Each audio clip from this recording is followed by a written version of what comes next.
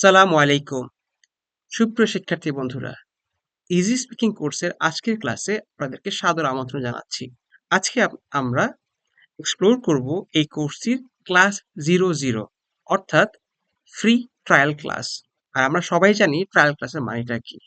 মূলত এই ক্লাসটির উদ্দেশ্য হচ্ছে যে এই ক্লাসটি করার পরে আপনারা যাতে খুব সহজে সিদ্ধান্ত নিতে পারেন যে এই কোর্সের 24টি ক্লাস করার জন্য আপনারা সময় ব্যয় করবেন কি করবেন না, বা সময় ব্যয় করাটা উচিত হবে কি হবে না। তো চলুন এক্সপ্লোর করা যাক।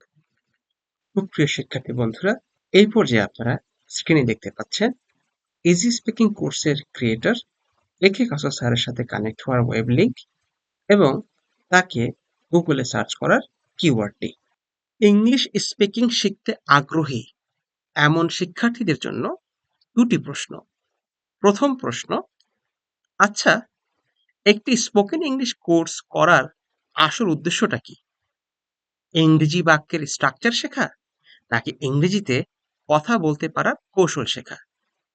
আমি আবারও রিপিট করছি, একটি স্পোকেন ইংলিশ কোর্স করার আসল উদ্দেশ্যটা কি? ইংরেজি বাক্যের স্ট্রাকচার শেখা, নাকি ইংরেজিতে কথা বলতে পারার কৌশল শেখা?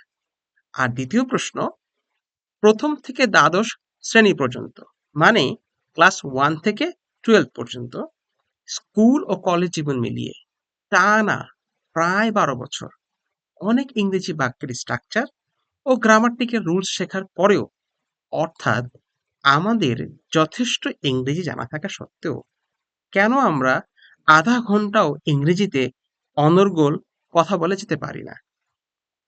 আমাদের ইজি স্পিকিং কোর্সে আপনারা মূলত এই প্রশ্নগুলোরই একটি সহজ, কার্যকরী উত্তর খুঁজে পাবেন।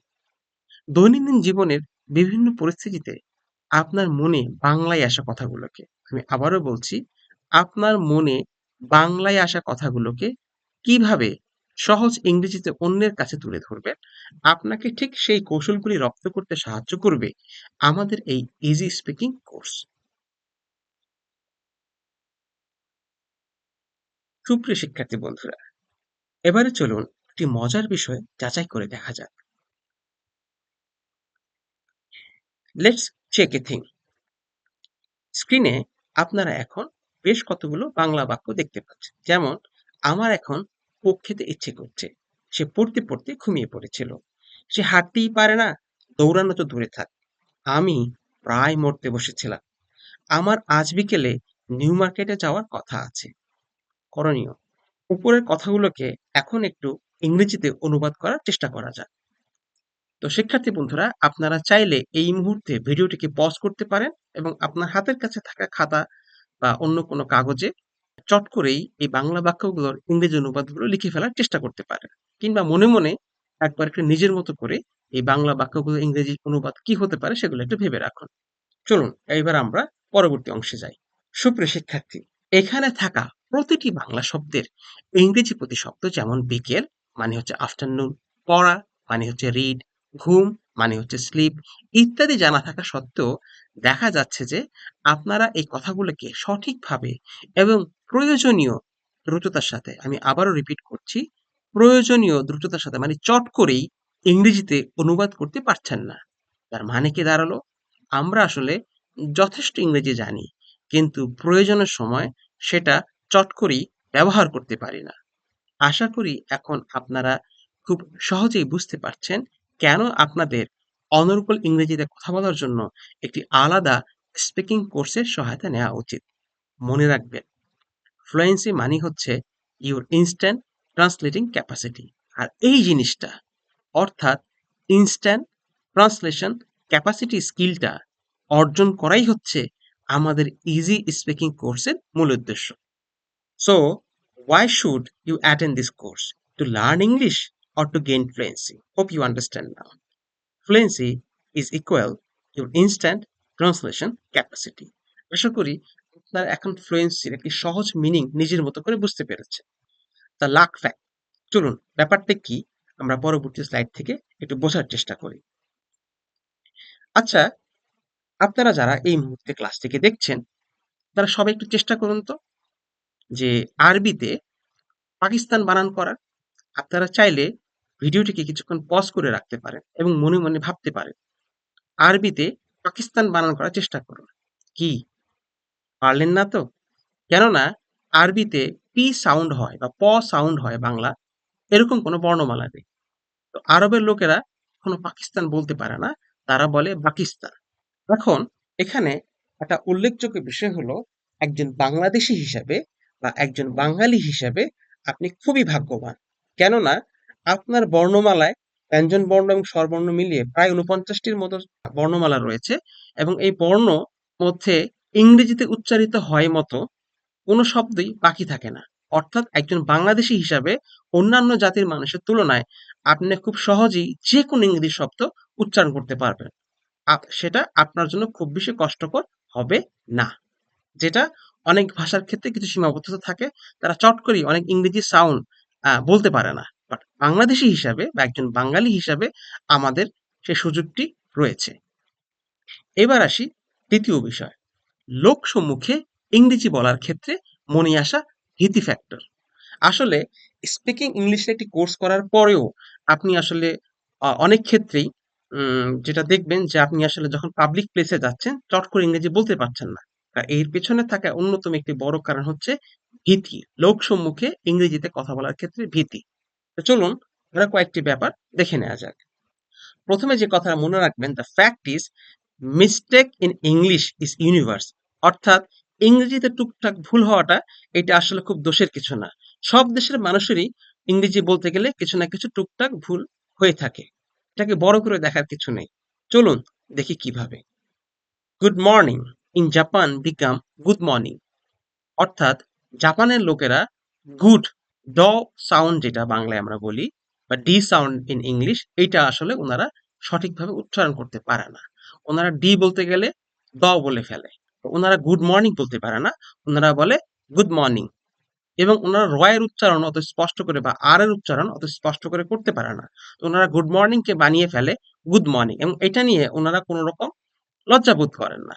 অন্যদিকে আবার দেখেন, ইজিপ্ট মানে অ্যারাবিক কান্ট্রি গুলাতে good morning become good morning, good morning mister Hasan, good morning, good morning mister Hasan. অর্থাৎ তারা আমাদের মতো খুব চট করেই মর্নিং বলতে পারে না, তাদের রটা অনেক ভেঙে ভেঙে আসে। হ্যাঁ, এখানে যে পয়েন্টটা নোট করার বিষয় সেটা হচ্ছে যে, যেহেতু ইংরেজি জাপানিজ লোক কিংবা ইজিপশিয়ান লোকের মাতৃভাষা না, তো এখানে কিছুটা ভুল হতেই পারে। ইংরেজিও আমাদের মাতৃভাষা না, এটা আমরা মায়ের কাছ থেকে শিখি নাই। তো এখানে কথা বলতে গেলে কিছু টুকটাক বিভ্রান্তি, কিছু টুকটাক ভুলভাল থাকতেই পারে। তো এইটা নিয়ে খুব বেশি, কারণ বেশিরভাগ ক্ষেত্রেই লোক সম্মুখে ইংরেজি বলতে গেলে এই ভুলগুলো আমরা খুব শঙ্কিত থাকি, এগুলোকে আমরা অনেক ওভার হাইপ করি যে হায় আল্লাহ আমার কি জানি হয়ে গেল। আসলে এগুলোকে ইগনোর করুন, কারণ টুকটাক ইংরেজিতে কথা ইংরেজি যাদের মায়ের ভাষা না, তাদের ইংরেজিতে কথা বলতে গেলে টুকটাক কিছু ভুলভ্রান্তি হবেই। হ্যাঁ, তো এটা নিয়ে খুব বেশি বদার ফিল করার কিছু নেই। যখন থেকে আপনি এই বদার ফিল করাটা বাদ দিবেন, স্কিপ করবেন, তখন থেকে দেখবেন যে আপনি বিভিন্ন পরিস্থিতিতে আগের তুলনায় অনেক ভালোভাবে ইংরেজি বলতে পারছেন। Some special code of conduct for this course. এটা আসলে এবারে আমরা আলোচনা করব হচ্ছে যে এই কোর্সটিকে, এই 24টি ক্লাসের যে কোর্সটি রয়েছে, এই কোর্সটিতে অংশগ্রহণ করতে হলে কিছু বিশেষ নিয়ম আছে, কিছু বিশেষ বিষয় আছে, সেগুলোকে আপনাকে অনুসরণ করতে হবে। অন্যথায় আপনি 24টা ক্লাস করবেন কিন্তু খুব বেশি উপকৃত হতে পারবেন না। তো যেই বিষয়গুলো অনুসরণ করা খুব জরুরি, সেগুলো আপনাকে একটু আগে ভাগে আমরা ফ্রি ক্লাসে বা কোর্স ওপেনিং ক্লাসে আমরা আপনাকে জানিয়ে দিতে চাচ্ছি। প্রথম point, as learning language is a practical knowledge like learning swimming or diving or cooking. Only reading a book or printed hand notes will not help you to gain your expected skill. That's why we are not going to conduct any class but session.